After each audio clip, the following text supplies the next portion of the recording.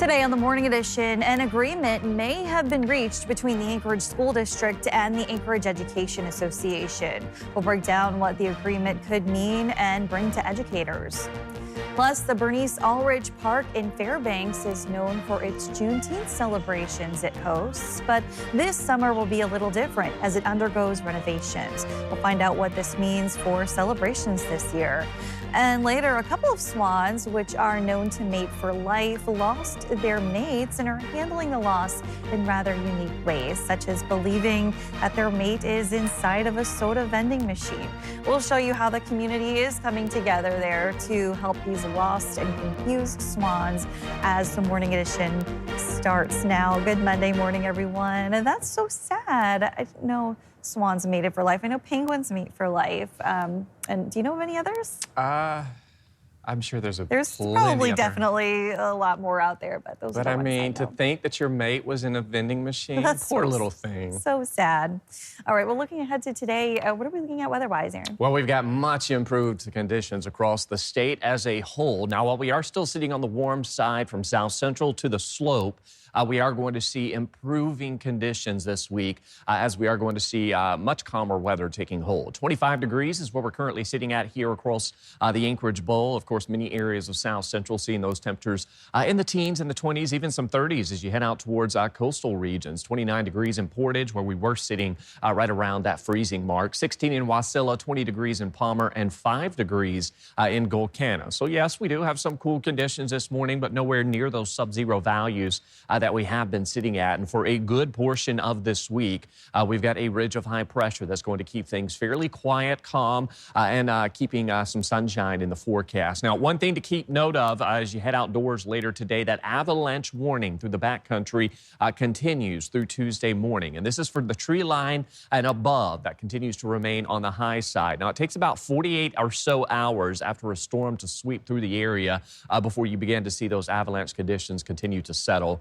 But with that widespread storm we did see late last week and into the weekend, that will continue to lead to some additional avalanche concerns throughout today. Those temperatures, though, set to warm mid to upper 20s, if not some lower 30s later this afternoon. So we'll continue to hold on to that freeze-thaw pattern across South Central. You may find yourself stepping outside today, seeing some icicles hanging from many of those roofs and awnings. That is that freeze-thaw pattern that we continue to see. And we're going to continue to hold on to these warm conditions as that ridge of high pressure is with us across most of the state, and that's going to keep that much quieter weather with us, with temperatures remaining near to slightly above seasonal values for the first couple of days of this week. But cooler weather will build in through the interior and the rest of Alaska by this weekend. I'll have more on that 7-day forecast for you coming up.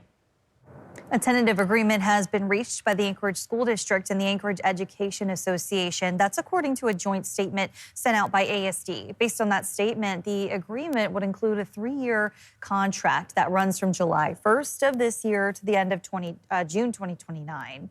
The statement says the contract would include a salary increase and an increase to the employer health contribution, as well as other things. A ratification vote is expected later this month. According to the statement, if approved, the Anchorage School Board would then consider it at a meeting in early February. You can read more details on the agreement and what's being said about it from both sides on our website.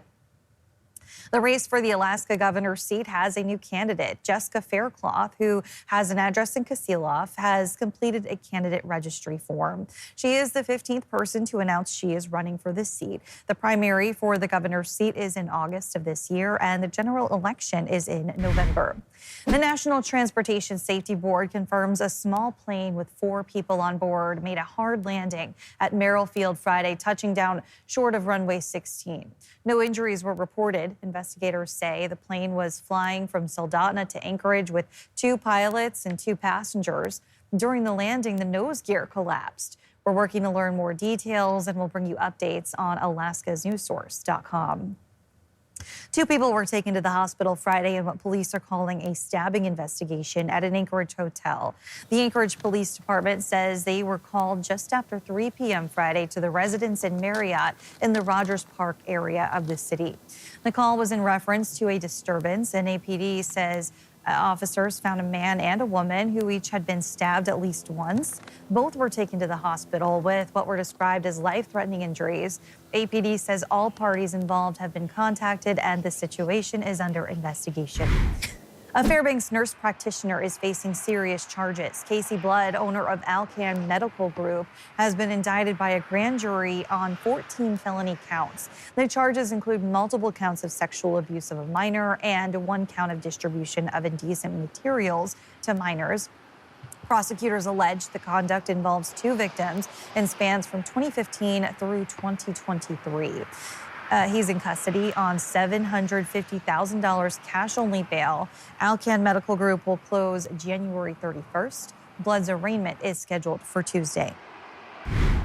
The Fairbanks City Council now includes a land acknowledgement on their agenda for every regular meeting after a close vote last month. Last Monday, the body held its first meeting since the acknowledgement was added.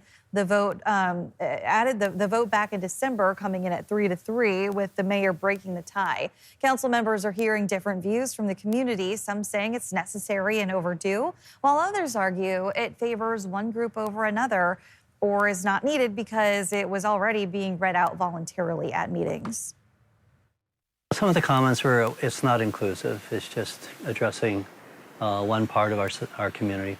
And that was probably the arguments I heard when I read the statements that came out of the Matsu area when they reversed their course, saying it was not inclusive, so they rewrote it. It means so much to such a large portion of our community that that we do it and that we understand what those words mean. And I think the more that we recite them and add them into the culture of City Hall, the more that bleeds into who we are as a community. The city also has a written land acknowledgement posted outside of the council chambers.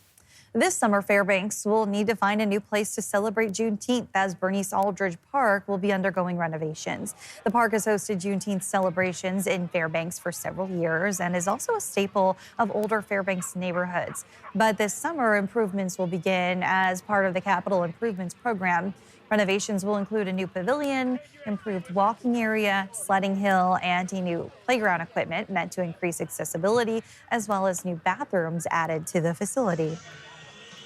I've learned a lot about her compassion for kids, bringing them in, keeping them off the street, getting them out of trouble, making sure they have a place that's safe and enjoyable for families and for kids throughout her life. And that was really the legacy she left for this community. So making sure the park reflects that and is a vision of what the family generations later wants to keep seeing was really important that we were true and faithful to. The mayor is working with the NAACP to find a place to celebrate Juneteenth for 2026. Slaterville Park will also be undergoing renovations, so it's not available either, but organizers say they are determined to find a warm and welcoming place. The mayor hopes to have a ribbon-cutting ceremony at the park for Juneteenth celebrations in 2027. Still to come, there have been some pretty significant advancements in testing, allowing doctors to catch asthma symptoms early and start treatment to prevent attacks. We'll tell you more after this. Temperatures across the state continue to remain fairly warm this week compared to last week. I'll have more on what to expect through the days ahead. But first, at sunrise, coming in at 9:48 in Anchorage, 8:26 in Juneau. Your full forecast is next. Welcome back. 11 minutes past the hour on this Monday morning and Martin Luther King Jr. Day. Aaron, what are we looking at in terms of weather? Well, we've got much calmer weather conditions building back in across the state. With that said, it's still warm out there, particularly along the slope through the interior as well as areas of western Alaska, where we're seeing those temperatures in the teens, single digits, teens, and 20s to start off your Monday morning. Now, through the Aleutians out towards Kodiak as well as into southeast, we're also holding on to some of those warmer conditions. And we're going to continue to hold on to fairly quiet weather through a large portion of this week. Now, out towards Kodiak as well as through the Aleutians, we will keep some rain showers sticking around. But as far as what we've got across across the state. That ridge of high pressure remains with us. That's going to influence our weather for a good portion of this week, leading to a lot quieter conditions. Yes, temperatures will continue to remain fairly warm across the state, but thankfully no winter storms like we have been dealing with. Now, we've got that ridge of high pressure across the state with a low out towards the western Aleutians. Embedded within that is some gusty conditions as you head out towards Nunivak Island, as well as out towards southwest Alaska through parts of the Aleutians, as well as St. George, where we continue to hold on to winds gusting today anywhere from about 25 to 50 miles per hour. That's really the only area we're watching for your Monday where we're going to see some gusty conditions. But there's our ridge of high pressure. It's going to cement itself across the state for the foreseeable future, meaning we are going to stay dry. We'll continue to hold on to this warm weather pattern across a good portion of the state. Thankfully, with this warm weather pattern, no records look to be in jeopardy, but we will see this ongoing warm weather pattern staying with us for the foreseeable future with a trend to somewhat cooler conditions by week's end. But even then, we're going to continue to hold on to temperatures just slightly below seasonal values. While it is a federal holiday today, if you have any plans to get outdoors later today, if you do have to head to work, no significant impacts on those roadways. Just take it easy and make sure to clear any remaining snow off your vehicle as it protects both you and other drivers on the roadways. You can see for today, those highs are expected to top out anywhere from 15 in Glen Allen to the 20s and 30s across most of South Central. We will see a mild afternoon, and we can't rule out some light breezy conditions. But overall, we are going to continue to favor dry weather across South Central. Notice out towards Kodiak, southern parts of the Kenai, we may see a glancing blow of some light rain showers both today and into tomorrow, but largely expecting a stretch of sunshine to stick around. We'll call it mostly sunny to partly cloudy skies over the next couple of days. So plenty of opportunities to get outdoors and enjoy this pleasant weather. However, we are going to see temperatures continue to see that freeze-thaw pattern. So we will see some slick road conditions staying with us. But daily highs expected to remain in the 20s. You can see that slightly cooler conditions by the tail end of this week as we drop down into the 20s, both Friday and Saturday. Sunday, we may be talking about highs in the teens. Now, those overnight lows will also cool off in the low upper single digits and lower teens by this weekend. But overall, we've got a lot quieter weather pattern to get outdoors. Another reminder that we still have that backcountry avalanche warning, which remains high at and above tree line through early tomorrow morning. So travel in avalanche terrain in the backcountry, not recommended, Kristen. All right, good to know. Thanks, Aaron. Do you worry about whether or not you may suffer from asthma in the future? If so, there may be some good news for you. Researchers say they've created a blood test that can identify who's at risk for asthma attacks up to 5 years ahead of time. A study in Sweden found biomarkers that predict with 90% accuracy of which asthma patients are at a high risk for future attacks. This could one day help doctors intervene early and provide treatment to prevent asthma attacks.